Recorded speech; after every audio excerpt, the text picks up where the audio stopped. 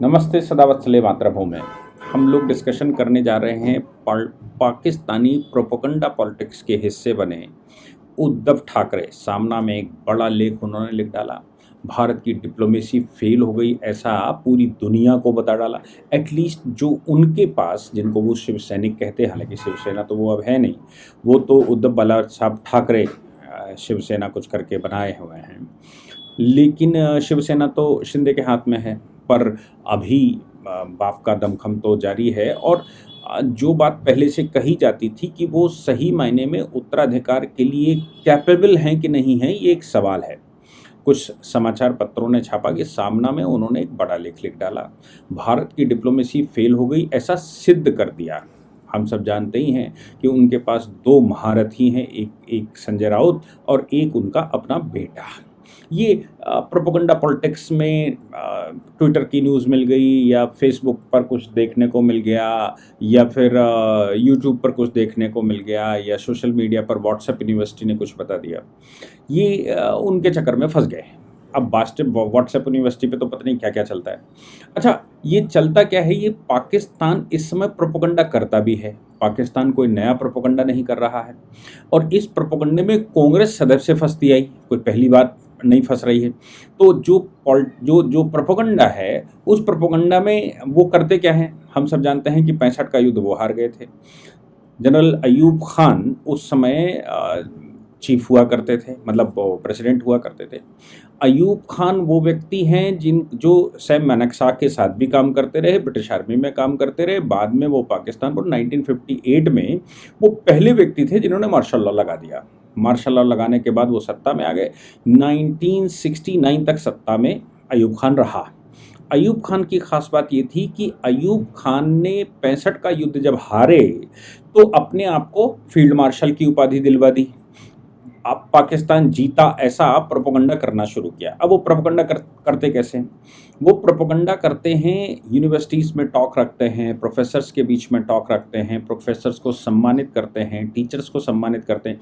जो लोग न्यूज़ बनाने वाले लोग हैं, जिनसे दुनिया में या पाकिस्तान में तो एटलीस्ट न्यूज़ बनती ही है, ऐसे सभी लोगों के बीच में वो एक पॉलिटिक्स चलती है और उनको रॉन्ग फैक्ट दिए जाते हैं। उन रॉन्ग फैक्ट्स का परिणाम ये होता है कि इन सबको जो फीड कर दिया गया है वो लिखना पढ़ना शुरू कर देते हैं, उस पर टेक्स्ट बनाना शुरू कर देते हैं, उस पर किताबें लिखना शुरू कर देते हैं।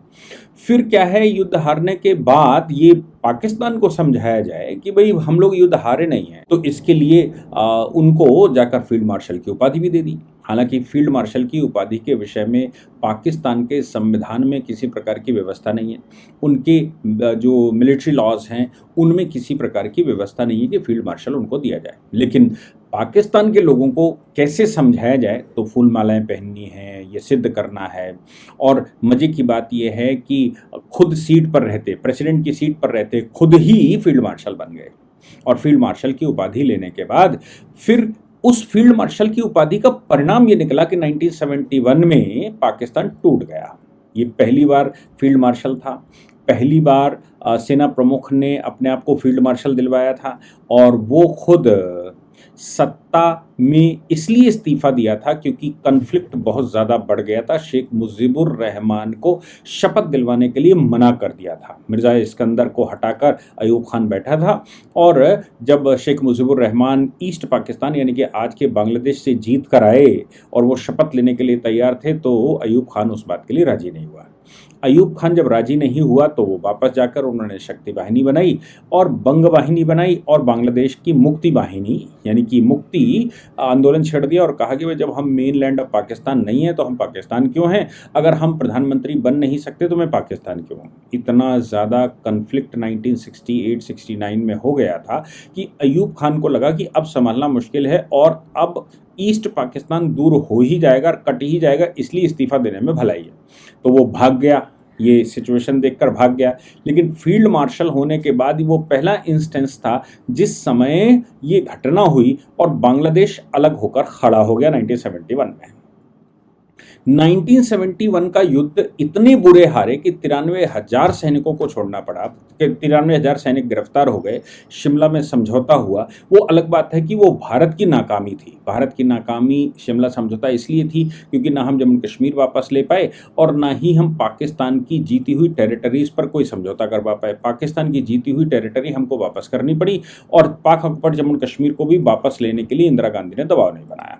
इंदिरा गांधी केवल 93,000 सैनिकों को छोड़ने के लिए भी तैयार हो गई और उधर हमारे कुछ सैनिक उनको भी छुड़ाने के बारे में कहा जाता है कि छुड़ाने के बारे में बात नहीं हुई, वो पाकिस्तान के कब्जे में ही अंतिम समय उनका बीता होगा। तो आप सोच लीजिए वो हमारी डिप्लोमेटिक हार थी, इसमें कोई शक नहीं। लेकिन कुल मिलाकर बात ये आती है कि पाकिस्तान से ईस्ट पाकिस्तान अलग हो गया और इतनी बड़ी हार के बावजूद उन्होंने वही प्रोपेगेंडा खेलकर उन्होंने ये सिद्ध करने की कोशिश की कि वो युद्ध जीत गए हैं, क्योंकि टेरिटरी जीतने के बाद भी, हारने के बाद भी वापस ले ली। इतनी बड़ी पॉलिटिक्स उनकी सफल हो गई कि इतना बड़ा पॉलिटिकल एजेंडा उनका सफल हो गया कि वो सारी ज़मीन को वापस ले पाए, 93,000 सैनिकों को भी बिना खरोच लगे वापस ले गए और पाकिस्तान के अंदर कैद भारतीय सैनिकों को भी छोड़ा नहीं और जम्मू कश्मीर का हिस्सा भी नहीं छोड़ा। गिलगिट बाल्टिस्तान, मीरपुर, मुजफ्फराबाद, जिसको मिलाकर पाक ऑक्युपाइड जम्मू कश्मीर लद्दाख कहा जाता है, वो हिस्सा भी छोड़ने का नंबर नहीं आया। तो बात तो ठीक है कि युद्ध हारने के बाद भी वो पॉलिटिकली जीत गए, लेकिन उन्होंने युद्ध हारने का कोई उनके यहाँ प्रमाण नहीं मिलता। भारत में हम 62 का युद्ध हारे, भारत का प्रत्येक व्यक्ति ये कहता है कि 1962 का युद्ध हम हार गए, ये बात स्वीकार करता है भारत। उसके बाद हमने तैयारियां करनी शुरू की और हम आज किस स्थिति में हैं ये हम सब जानते हैं। लेकिन बात वही है कि हम झूठ के आधार पर भारत को तैयार करना नहीं चाहते, लेकिन पाकिस्तान तो यही करता है। अब इस समय जब ऑपरेशन सिंदूर हुआ तो ऑपरेशन सिंदूर का भी यही मामला आया। ऑपरेशन सिंदूर के बाद आसिम मुनीर फील्ड मार्शल बन गए। फील्ड मार्शल की उपाधि इसलिए दी गई कि भाई हम जीत गए।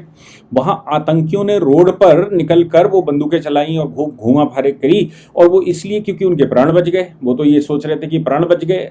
पाकिस्तान खुद, मतलब प्रधानमंत्री उनके खुद कह रहे हैं कि अमेरिका बीच में पड़ गया तो थैंक यू, वो बीच में सऊदी अरेबिया पड़ गया तो थैंक यू, और सबको थैंक यू बांटते घूम रहे थे कि भाई आप लोग बीच में पड़ गए, नहीं तो पता नहीं क्या हो जाता हमारे साथ। उससे पहले भी ये सबको मालूम है, इमरान खान भी जब अभिनंदन वाला मामला हुआ था तो इमरान खान भी अपने हाउस में स्टेटमेंट दे पाए थे कि भाई बहुत बड़ा कुछ होने वाला था और हम बच गए।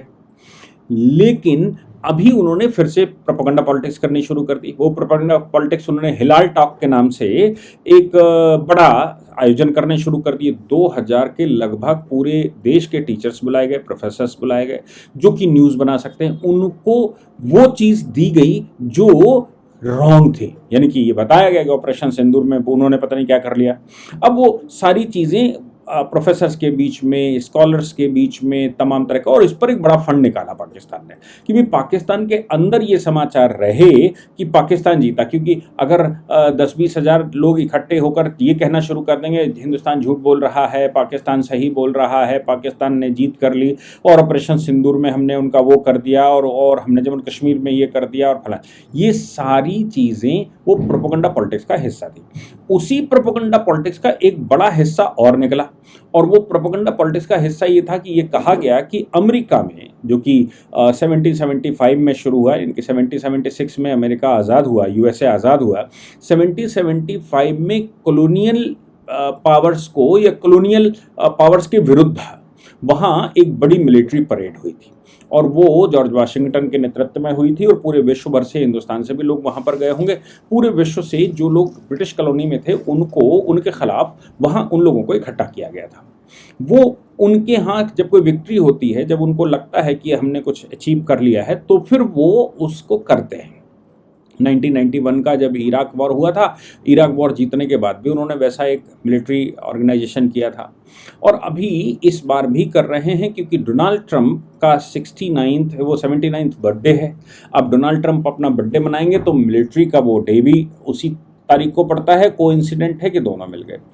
पाकिस्तान में ये प्रोपेगेंडा पाकिस्तान की सरकार और ये जो जितने उन्होंने बनाकर रखे थे, और उनके पास तो मज़े की बात है, भारत सरकार के पास कोई स्पेशलाइज एजेंसी नहीं है, उनके पास एक स्पेशलाइज एजेंसी है।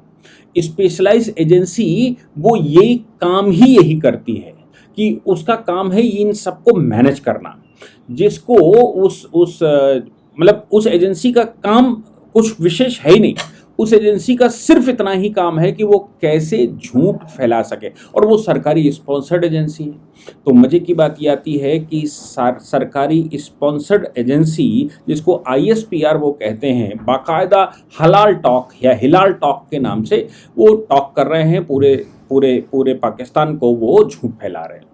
उसी एजेंसी के माध्यम से और उनकी बाकी स्पेशलाइज्ड जो और लोग हैं उनके माध्यम से ये प्रोपेगेंडा फैलाया गया कि डोनाल्ड ट्रंप ने असीम मुनीर को बुलाया है, उस परेड में असीम मुनीर को इनवाइट किया गया। अब ये तो पाकिस्तान जो इस समय भूखों मर रहा हो, जो सिर्फ थैंक यू बोल रहा हो, प्राण बच गए इसके लिए थैंक यू और अपने यहाँ जश्न कर रहा हो, वो पाकिस्तान के जनरल मुनीर को ऐसा कहा गया कि बुलाया। जबकि हकीकत ये है कि जब बेनजीर भुट्टो के बेटे वहाँ ये स्पेशल वो लेकर गए तो यूएनओ के लोगों से मिले, लेकिन अमेरिका के अंदर टॉप पॉलिटिक्स सेक्रेटरी, सब सेक्रेटरी, वो भी सेक्रेटरी नहीं, ज्वाइंट सेक्रेटरी, सब सेक्रेटरी लेवल से ऊपर उठ ही नहीं पाए। यानी कि अमेरिका के किसी पॉलिटिकल अथॉरिटी ने उनसे बात ही नहीं करी। और बिलाल ऐसा करके चले आए, हिंदुस्तान में ये प्रोपेगेंडा फैलाएगा कि देखिए हमारी पॉलिटिक्स उनकी पॉलिटिक्स में क्या फ़र्क है। ये प्रोपेगेंडा हिंदुस्तान के अपोजिशन ने खूब फैलाया और ये कहा कि देखिए हमारी टॉक, हमारे जो डेलीगेशन भेजे वो यहाँ ऐसे ऐसे भेजे, और वो देखिए यूएनओ से मिल रहे हैं, वो यूएनओ के चीफ से मिल रहे हैं। हम सब जानते हैं कि यूएनओ कोई ऐसी ऑथेंटिकेटेड बॉडी नहीं। International law actually international law नहीं है, इंटरनेशनल लॉ एक कॉमिटी है। इंटरनेशनल लॉ बाइंडिंग नेचर की नहीं होती। इंटरनेशनल लॉ केवल एक व्यवहारिक नेचर का लॉ होता है और उसकी वो एजेंसी है। शांति सेना उसके पास ज़रूर होती है, लेकिन उसका निर्णय करने वाले भी कंट्री दूसरे होते हैं। वो स्वयं में निर्णय नहीं कर सकते। वो स्वयं में निर्णय कर सकते तो उस समय कोफी अन्नान लगातार चिल्ला रहे थे जिस समय ये खाड़ी में सब कुछ चल रहा था, लेकिन कौन उनकी सुनने वाला था। अभी जो चीफ बैठे हुए हैं वो भी रशिया के खिलाफ लगातार बोल रहे थे, कौन सुनने वाला है। अब उनसे वो मिलाए, फोटो शोटो खिंचवा कर छप दी। भारत में ये हुआ कि देखो कितनी बड़ी पॉलिटिक्स है। वो शायद भूल गए वो लोग कि पाकिस्तान का डेलीगेशन केवल डेलीगेशन था। भारत सरकार, मोदी जी सीधे ट्रंप से बात करते हैं, मोदी जी सीधे पुतिन से बात करते हैं। मोदी जी का लेवल, भारत का लेवल वो नहीं है कि वो उनकी सेक्रेटरी लेवल से बात करें, जैसा कि बिलाल भुट्टो करके आए हैं। ये सब बिलाल जरदारी है, बिलाल भुट्टो करके आए, वो हमारी पॉलिटिक्स का स्तर नहीं है। हमारी पॉलिटिक्स का स्तर है डायरेक्ट टू डायरेक्ट वाला, और हम सीधा मैसेज देते हैं। हमारे एस जयशंकर सीधा मैसेज देते हैं कि ये करना, ये नहीं करना, ये साथ में, ये मुझे ठीक नहीं लगा, ये अच्छा लगा। तो अब जो प्रोपेगेंडा करने वाले हैं उन्होंने कर दिया। आसिम मुनीर को की खबर जब आई ISPR के माध्यम से, तो वो न्यूज़ तो भारत के लिए बड़ा स्पार्कल थी कि भारत की डिप्लोमेसी फेल हो गई, भारत सरकार फेल हो गई, भारत का डिप्लोमेटिक स्टेटस देख लीजिए। सामना में ऐसा कहते हैं कि मैंने तो देखा नहीं, लेकिन हाँ न्यूज़ों में था कि सामना में एक पूरा का पूरा आर्टिकल लिख दिया। जयराम रमेश ने पूरी स्टेटमेंट दे डाली। कांग्रेस के बहुत सारे कांग्रेसी इस प्रोपेगेंडे में फंस गए और बोले कि देखो भाई, असीम मुनीर को बुलाया गया है, अमेरिका के सबसे बड़ी परेड जो उनकी होती है उसमें डोनाल्ड ट्रंप ने इनवाइट किया है। मजे की बात यह है कि उसके थोड़े ही समय बाद जब ये बहुत तेज़ी से पॉलिटिक्स फैल गई और इसका हिंदुस्तान के, एटलीस्ट हिंदुस्तान में इसको बड़ा कवरेज मिल गया, तो उसके बाद व्हाइट हाउस ने क्लैरिफिकेशन दिया। व्हाइट हाउस ने कहा हमने किसी आसिम मुनीर को इस परेड में नहीं बुलाया। आसिम मुनीर नाम का कोई प्राणी इस परेड में आने वाला नहीं है और हमने किसी को बुलाया भी नहीं। अब देखिए, ये उनका प्रोपेगेंडा चलता ही है। वो अपने प्रोपेगेंडे को पूरा करते ही हैं। वो अपने यहाँ इस तरह की टॉक करते ही हैं। वो अपने यहाँ, मतलब पाकिस्तान जो है वो अपनी टेक्स्ट बुकों में भी बहुत कुछ लिखता है, और वो इसलिए उन प्रोफेसर्स को, स्कॉलर्स को, राइटर्स को, पत्रकारों को, इनके बीच में वो कार्यक्रम कर रहे हैं और उस कार्यक्रम में वो बता रहे हैं कि भाई देखो ये है। हम क्या कर रहे हैं, हम पूरे विश्व को बता रहे हैं हम आ रहे हैं। वो अपने लोगों को बता रहे हैं कि घर में कम से कम लिखकर बचे रहो ताकि बचे रहें। अब दूसरी बात ये भी है कि आसिम मुनीर अयूब खान के बाद दूसरे फील्ड मार्शल हैं। आसिम मुनीर को 65 के बाद, वो अयूब खान को 65 के बाद फील्ड मार्शल मिला था या ले लिया था खुद ही, क्योंकि राष्ट्रपति भी थे। और आसिम मुनीर भी कुल मिलाकर खुद ही ले रहे हैं, सत्ता में रहते हुए ले रहे हैं, मतलब फील्ड मार्शल की मिलिट्री हेड के रूप में ले रहे हैं। आसिफ वो अयूब खान की बात ये थी कि वो आर्मी चीफ नहीं थे, अब वो प्रेसिडेंट थे। आर्मी चीफ के रूप में उन्होंने फील्ड मार्शल, ये तो आर्मी चीफ है जो खुद ही खुद को फील्ड मार्शल दे रहे हैं। तो अब सवाल ये पैदा होता है कि उस समय बांग्लादेश बना था, तो क्या अब पाकिस्तान के 2-3 देश और बनेंगे? क्या ऐसी संभावना, ये तो जुगलबंदी है और ये एक संभावना के रूप में हम लोग रीजनेबल थॉट्स लगाते हैं, लेकिन हाँ ये ज़रूर है कि पाकिस्तान उबल रहा है, ये ज़रूर है कि पाकिस्तान के अंदर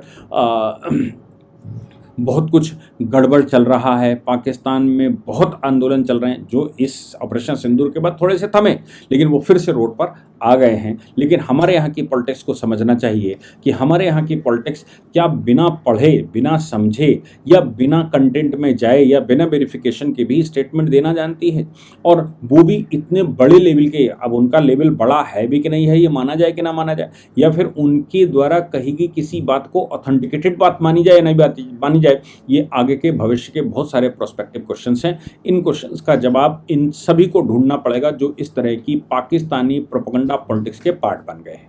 जय हिंद, जय भारत, वंदे मातरम।